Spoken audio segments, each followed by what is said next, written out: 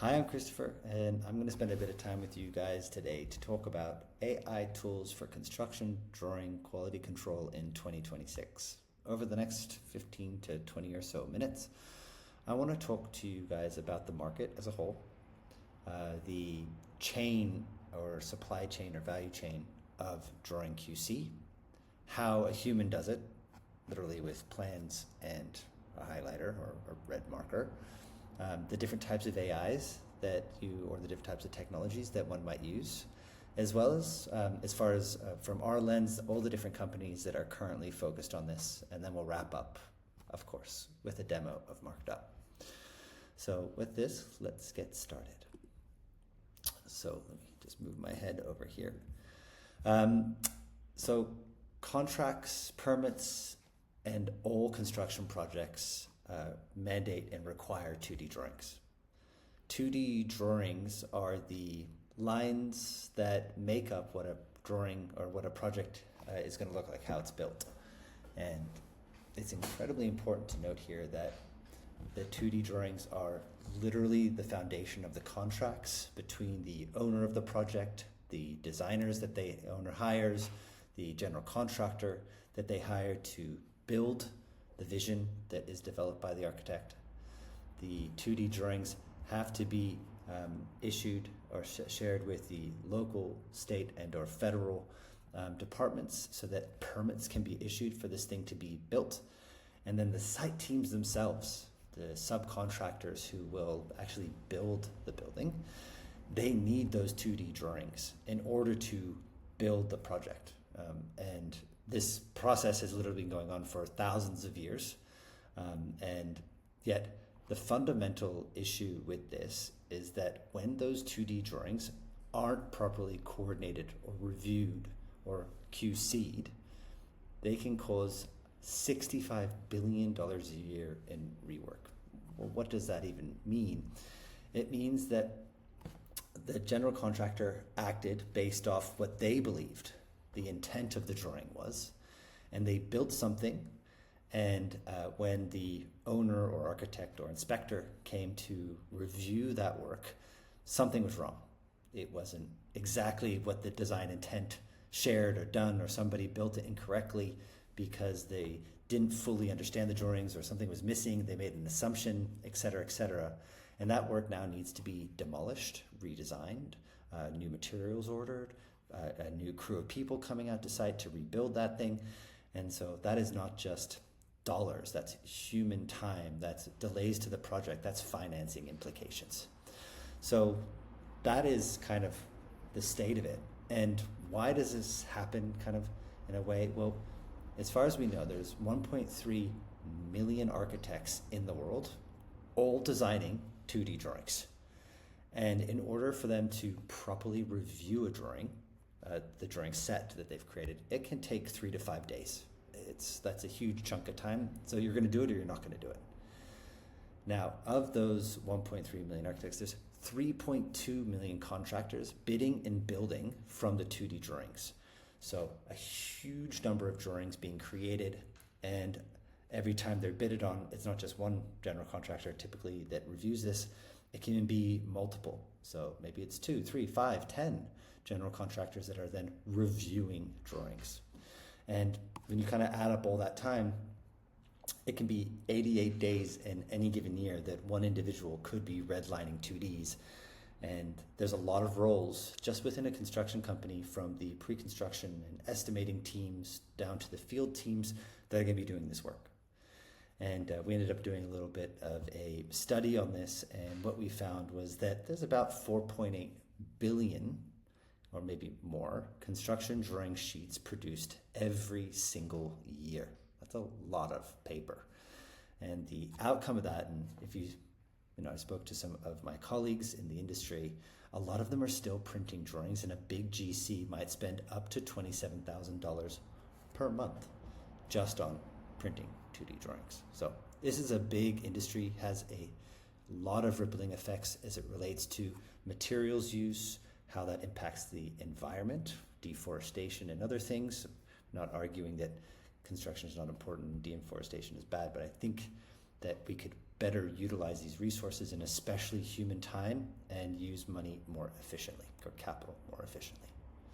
All right, let's go to the next slide here. Now, construction drawing quality control workflow, there's a lot of times where the drawings are touched, and I alluded to this a little bit on the previous slide, but the owner hires the architect engages with engineers, and that is effectively the first pass of how a project is designed. The owner wants to build a manufacturing factory or some sort of a facility, a server farm, a warehouse, an apartment building, a housing development, et cetera, et cetera. They will hire an architect. That architect will design the vision of that. The architect consults with the engineers, and the engineers support them to determine the geotechnical status of the land beneath them, so that they can send that to structural engineers to design the substructure and the superstructure, and exterior engineers to work on the facade and interior design, et cetera, et cetera. So there's a lot of touch points within this initial cycle where the owner hires the architect, engineers produce a set of drawings, and then they invite the general contractors. And before they invite the general contractors, the architects are responsible to ensure that that version of the drawings has sufficient amount of detail inside of that drawing. And so, again, this is a point in time where the drawings need to be checked. The architect shares those drawings with the GCs. GCs bid on this work, and typically they're working directly with their subcontractor partners in order to figure out, well, what scope are you going to accomplish, any risks that you find, how much is it, level the bids, kind of go from there. But the reality here is that there's a lot of responsibility that falls on the GC's laps as it relates to ensuring that the design is, at least for that moment, as complete as they can understand it. But they're really trying to assess the risk, and so they do have to review and understand the drawings as much as the subs have to do the same thing. This all goes back as the GC might ask for clarifications or as they submit their bids, and this is when this goes back up to the owner, and the owner decides, am I going to proceed with this? What general contractor am I going to hire, et cetera, et cetera. Now, a general contractor, wins the job. And this whole chain starts all over again, meaning that the architect progresses the design, they work with engineers to progress their designs, the drawings have to be checked again, the GC that won the job is going to receive those drawings and check them and start their pre-construction process, meaning that they're going to start to figure out who's going to work with us. They have to work with subcontractors that are going to further bid for the work, et cetera, et cetera. So there's a lot of points in time where the construction drawings are checked. It is something that I did as a project engineer, and it's something that all project engineers or contract administrators or cadets, depending on where you are in the world, have to go through. There's this process of checking the drawings when they are issued via submittal. All right, so what is drawing QC? A couple of images on this page. I have a checklist, which I'll talk about, and an example of a red line drawing based off a PDF viewer. So drawing quality control QC is the process of manually reviewing and checking for issues within the various design disciplines in construction drawings. And so all you need are the drawings themselves, which is, this is an example over here on the right. This is some sort of, looks like a renovation of an area. A pen, which I joke that the pen, or really the highlighter, is the greatest innovation in construction technology. A PDF editing or markup tool, there's plenty of them out there, and a checklist. Let's start with the checklist, because I think that this is a critical part of this so that we don't miss any steps. This is our human-based checklist that we offer for free, and you're welcome to it if you just hit us up with checklist. But this very simple document just outlines all the different checks by discipline that I have to go through to ensure that I have a complete set of drawings and I don't have any questions or issues or risks that could result in rework happening or me failing to meet my contractual obligations as the drawings are issued. Now looking at the drawing on the right-hand side here, you'll see a number of different things. We've highlighted over here, for example, in yellow, these little hexagon-based tags. They are going to lead us back to maybe some keynotes, and we need to verify that the keynotes on this page or whatever this tag is representing, maybe a wall type, and a schedule, all that. You can see little oval-based tags, which we have, this little green-based like highlight. Again, this could be leading us to a different schedule. These call-out symbols, these triangles with numbers, making us go from this page to another page to verify maybe an elevation of what this surface should look like. Also, I have a whole bunch of red line marks here that indicate to me inconsistencies maybe with this drawing and other drawings that are within the set. All this redlining work is a critical part of ensuring, again, that you have a full and complete drawing that you can build from that would reduce your risk. So we could consider that there are broadly 3 types of construction drawing QC issues. And so we'll outline them here. We have a surface level type of check. These are minor complex issues. You could say that these are cost or quality or a time issue that, if not resolved, just reduces confidence or is like a massive pain in the butt. And the classic example here could be you have a sheet index, typically on the cover sheet of a drawing set. That sheet index lists all the drawings that are supposed to be in that project. And we then would manually check each of the sheet numbers and names against that index, kind of like a table of contents, to ensure that nothing is missing. It's a critical part as well, because that sheet index does make up your contract between the general contractor and the owner. And so again, this is a semantic style check, and given that the topic here is tech, it's a great check for tech. Now we kind of move into this subsurface type of checks. These are a time and cost, time and quality, or cost or time, kind of like a issue that we're trying to do. These are harder because they generally require some amount of inference or understanding of the construction intent. And so the example here is that I have a call-out symbol that leads me to a detail. Maybe that detail's missing, a little bit more surface. But if that detail, for example, I'm looking at the drawing and this is telling me that this particular area is of a section through a balcony, but when I go to that detail, it's a section through a door and there's no balcony.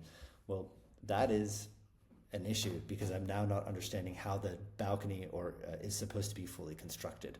And again, that could lead to questions in the field. And the final thing here is root level issues. These are the most complex. These are time and quality and cost implications if not solved. Back in my engineering days, these were the ones that I was always trying to find because I felt like I could be the hero if I did find them. But the example here is that there's an opening and there's literally missing support steel for a vertical duct that is also impacting another type of fire-rated wool or something like that. These are very complex and nuanced in nature that do require not just a construction understanding that you would get from experience, but also maybe a code-based understanding due to specific requirements for the building code. So again, the idea here is that you start at the surface, least complex, subsurface, root, most complex, and I would say root is very, very hard with technology. All right, let's talk a little bit about the types of tech that you could use for drawing quality control or automating it.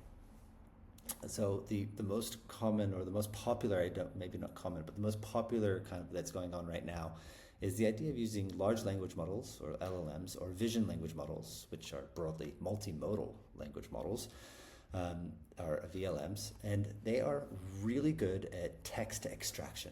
They're just are built for language, which is a text-based thing, and they have a very high confidence in their extraction capability. And I think that that's an important nuance there.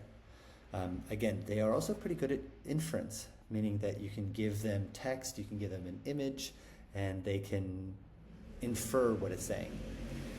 However, and there's some research that we can link to here, they are very low in accuracy, even on highly structured data. And that's an important nuance because of the, again, high confidence that they have with their low accuracy can lead to this thing called a hallucination, which is kind of like human delusion. I like to just say that even with agentic capabilities, LLMs alone, an agentic capability is just the prompt. It does require a lot of user trial and error to get the prompt right and even consistent. The last thing that I'll note here is that LLMs or VLMs alone are extremely expensive. And I'll give you the example that, we've tested this, is that about 1,000 images, of which one single page or a couple pages of a drawing sheet might have 1,000 individual images on it, can cost up to $5. So your 100 sheet drawing could be $250 or so to process just with VLMs. And I think that's pretty expensive. Kind of going down the list here to computer vision and convolutional neural networks. These are vision models, so it's highly deterministic in nature, meaning that what they see is what it is. Now, the thing about that is that they can be very, very accurate, like certainly accurate. That is a call-out symbol on that. I know it, but they're not easy to train. VLMs have to go through a training cycle as well, meaning that depending on the source, the quality of the data that these are trained on, and the specific vector or the type of data that they're trained to find, if the results are poor, like the data is poor, then the CNNs or the CV models can also be pretty bad as well, because they just have a way of looking for what they're looking for. They're also not very good at generalization, meaning that they're only good at finding what they can find, where VLMs can understand a lot. Optical character recognition, or OCR, is a find, isolate, and extract text from a document workflow. These are fantastic at being able to allow people to take that text and then use it. LLMs are also very good at this. But where OCRs fall over is they don't distinguish like objects or images and those text patterns within them. Let me just move this over here. Another type of technology is something called template matching. This is like if there was a light receptacle or some sort of shape that was consistent across a project, maybe you could search for that shape type, and every instance of that shape type could then be flagged to you. Now, so long as that shape type is the exact same thing every single time, template match it can be good. But where it starts to fall over is that when there's variations of that shifts, it moves over, it moves 90 degrees, it's a little bit bigger, or the edges are just kind of different. All that variation in that destination area, even if the destination area is different, the title block isn't on the right-hand side, it's on the left-hand side on this set. All that starts to throw off the template. Machine learning algorithms, now there's no specific machine learning algorithm that we could say, but broadly, engineers that are capable of developing these machine learning algorithms could create unique micro apps that could be very useful at managing the data that LLMs, CV models, and CNNs are able to find. The last type of technology that I'll bring up here is what we call a mixture of experts architecture, which might take a little bit of each of these or other types of technologies, mix them all into kind of one workflow in order to create the most optimal result. And they are complex to set up. This is technology, and they have to be tested, they have to be worked out, and of course debugged and all the rest of it, but there's certainly cost and pros to all of this. All right, so there's 4 distinct kind of categories as we see it as it relates to 2D drawing construction technology: specification verification, drawing overlay, and even down here, kind of like text extraction for the bidding analysis and so many other things. Now, when it comes to drawing review, because that's where we are focused, we have a few direct competitors or a few companies out there. Firmus, who were just acquired, just a fantastic result in terms of consolidation and validating the importance of 2D drawing review. Fieldworks AI, another competitor. MBU that's well funded, and they do version to version drawing compare. Light Table, also super well funded. It's actually a bit wrong here, but they look like they're building out an amazing product. I've never met them, but from what I can tell from the background, some super bright guys from Context Fort that are YC backed, and Twin Knowledge, also really well funded and it looks like they're also in the drawing review space. Let's have a little look at marked up. So just going to go to markedup.ai here, and I can just get started straight away with drawing review. And so we've made this process really simple on purpose, being that we want people to not have to view drawings somewhere else, use the tools that you're already using, and just receive back a marked up version of your drawings. So I'm just going to just drag and drop off to the races here. We're going to go back and get a drawing count. We check for things like call-out completeness. I have some abilities to enter some filters here so that I can always search my email. So we'll just call this our test project. I'm going to save and pay. I will put in my use code here, and now that drawing is submitted. We'll see here that we'll start to get a result, and I can now start to download a drawing. All right, let's have a look at this drawing here. So again, I'm just using, oh, here we go. Let's look at these results. So again, the intent here is that we provide a marked up verified drawing that includes all the manual semantic checks that a human would have to do anyways, but we do it super quick, and we enable this to give back all the time that you would have spent doing these kind of basic checks and freeing up the time that you would do to look at the most complex issues. And it's kind of the results that we're getting back are people saving tons of time, but also preventing, in one case, a $75,000 change order request that would have been denied otherwise. And one of our other customers actually was able to prevent nearly $350,000 in warranty claims because they were able to more completely process their drawings. So kind of the last thing here is that we are truly on a mission here to give back millions of hours of time and prevent billions of dollars of rework, and we would love to see you guys at markedup.ai.